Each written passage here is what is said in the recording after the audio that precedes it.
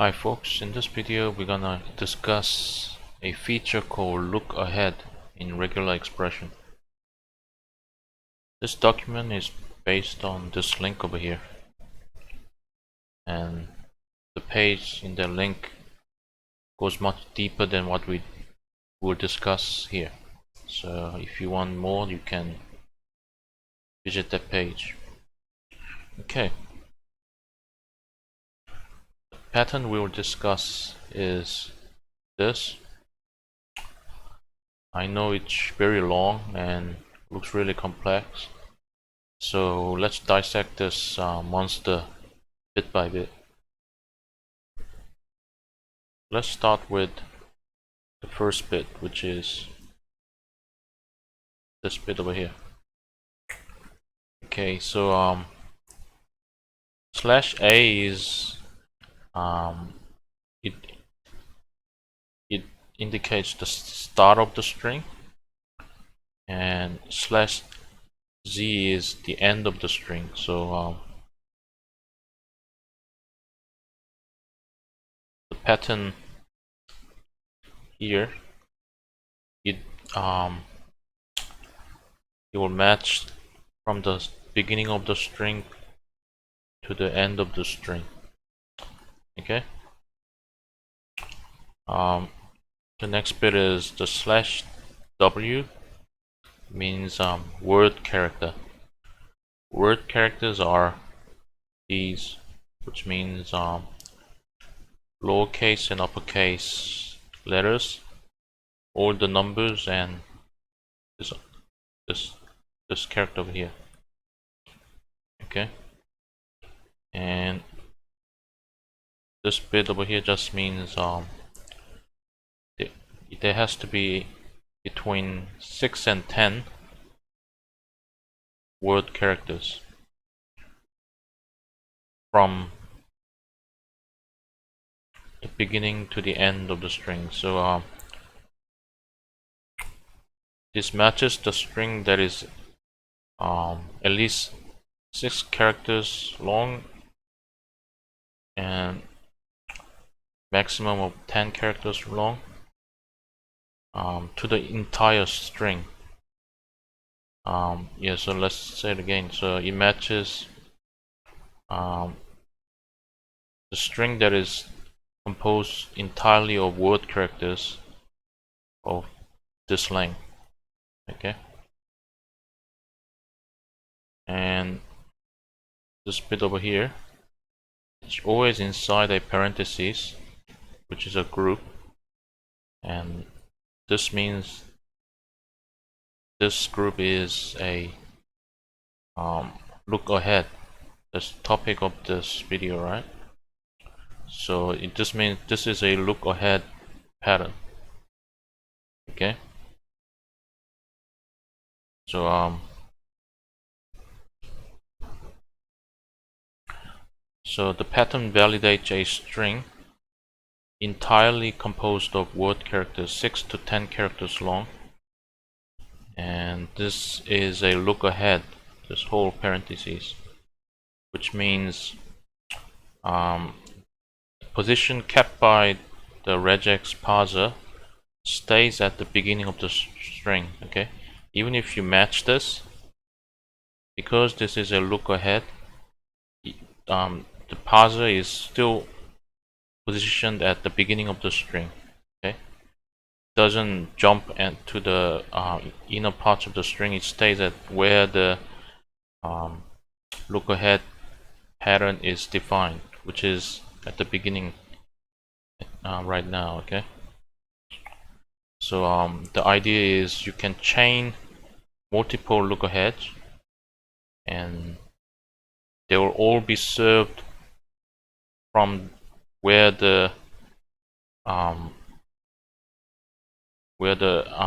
look ahead patterns are defined. Okay, in this case it's the start of the string. If you have another look ahead after this and another one, they will all match against the string from the beginning of the string. Okay, so that's what look ahead is. I'll explain more with an example so become clearer. Let's consider this one. So this is another lookahead. So what it does is it validates if there is a lowercase letter in a string. Okay, so this won't work by itself. You need to prepend /a, so it searches from the beginning. Okay, so what this one is, it indicates 0 more capital, well, 0 more non-lowercase letters, followed by 1 lowercase letter. Okay, so this is a 0 more non-lowercase letter followed by 1 lowercase letter, and if it's prefixed by /a, means in effect validates if there is a lowercase letter in a string. Okay, so we can now combine both lookaheads into one. So this indicates the start of the string, and this is the first lookahead, and this is the second, and both lookahead, they begin their search from the same position. Okay, in this case /a, the beginning of the string. That's what lookahead is. Okay, it doesn't move the position where the string is matched. It stays at that position where lookahead was defined, and both of them are defined at the beginning of the string. Okay, so both of them apply from the beginning of the string, and it looks ahead from the beginning of the string to see if it validates true or false. Okay, so this whole thing over here means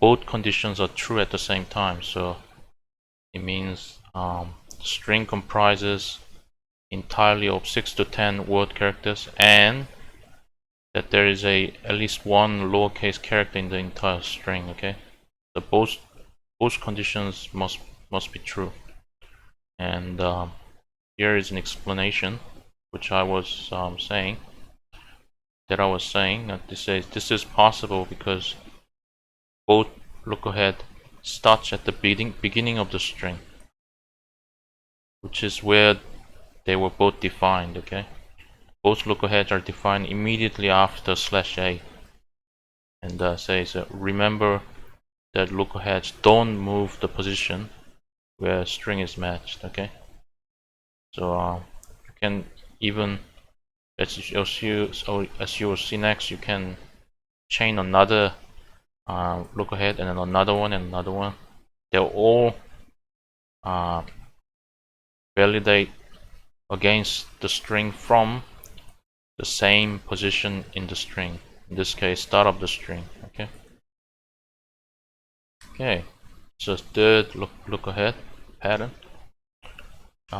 You know that it also starts from the beginning of the string, and it is a lookahead, and inside this parentheses there's another parentheses, and this time it has this peculiar thing. It just means this parentheses, well, up to here, it will not be captured. Okay, you can look that up yourself, so just ignore this one for now. Okay, so well, so the pattern that we are focusing on is this. Okay, so it's similar to the last one, and you might be able to guess if you are sharp. It validates that there is at least 3 uppercase letters, but the difference is this time the pattern is valid for non-consecutive uppercase letters as well as consecutive ones like this one or this one. It's a combination of both cases. Okay, and this pattern has to happen exactly 3 times. Okay, so what pattern I'm talking about is this one over here.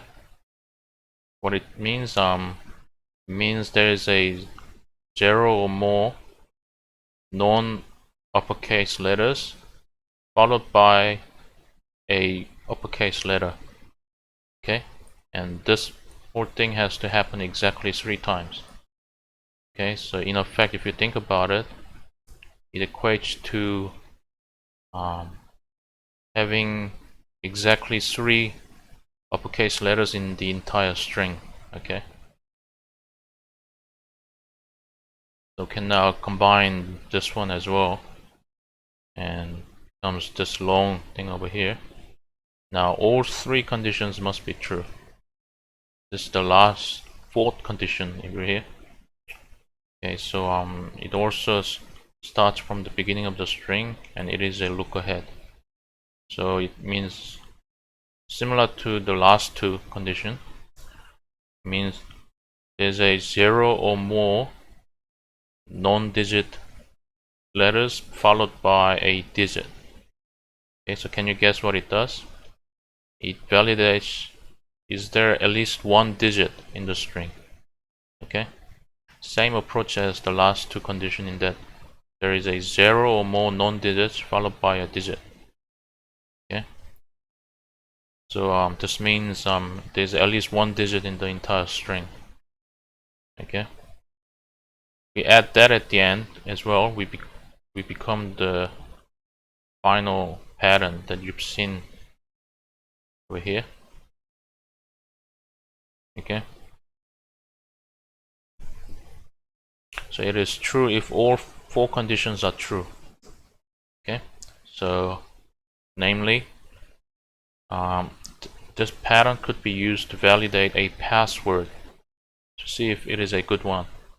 And it says the password must be longer than 5 and shorter than 11 characters long, must have at least 1 lowercase letter, must contain at least 3 uppercase letters, and finally must contain at least 1 digit. Okay, I hope it makes sense. For this one, I'll demonstrate over here. Okay, so let me copy everything over here.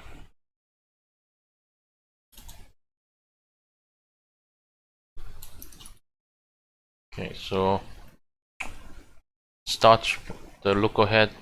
All the lookaheads defined here start from the beginning of the string. The first one checks if it is a word comprising of 6 to 10 characters long. So how many characters do we have here? 1, 2, 3, 4, 5, 6, 7, 8.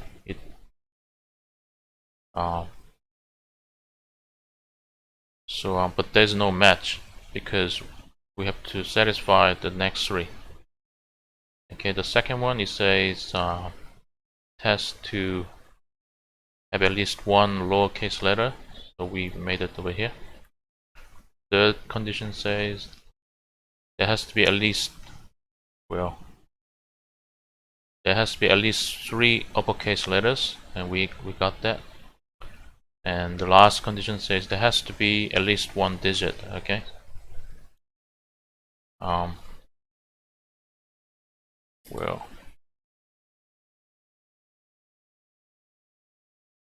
why doesn't it?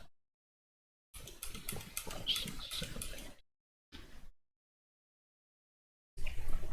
8.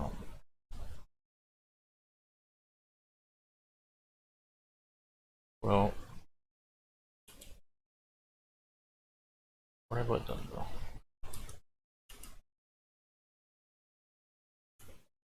Oh, okay.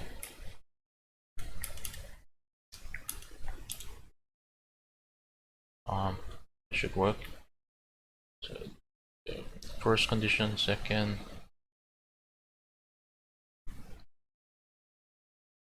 third, fourth. Yeah, so there's a match now because I've added a digit. Okay, that's the fourth and last condition over here. It has to have at least one digit. Okay, and you see there's a purple line over here. That's where the parser's position is. Okay, and as I said, all the lookahead patterns over here started from /a at the beginning, and every one of them do not move the position of the parser, because that's the definition of what lookahead is. That's how it works. Okay, and if you want to select the whole thing for various reasons, like if you want to return a match to use it in a shell script or something like that, you just do this at the end. You suffix it with this quantifier, then can you see it's highlighted. Okay, I hope you know what this means. Okay, so that's what I've said here. Okay, to match the pattern so that the position where the parser rests move to the end of the string, we can simply suffix the pattern. Okay, so now it becomes this. Okay, note that the order in which the lookaheads are defined in the pattern does not matter. So what it means is, for example, if you take the, I don't know, the second one, I guess, the second condition, and then move it at the end, still matches. Okay, so the order of them doesn't matter. Okay, so it's like a branch of a tree. Okay, it's like, okay, so you start from the root. Okay, and that's the root over here, and it branches. The first branch says well, let me write root, and says from the beginning of the string, look ahead to see if condition 1 satisfies. Okay, and then it says from the same position, look ahead to see if condition 2 satisfies. Well, each end. Okay,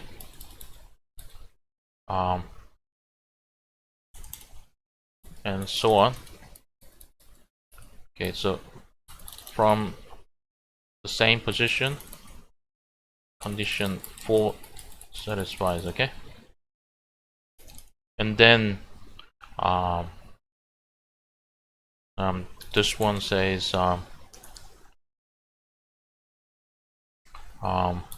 followed by 0 more characters. Okay,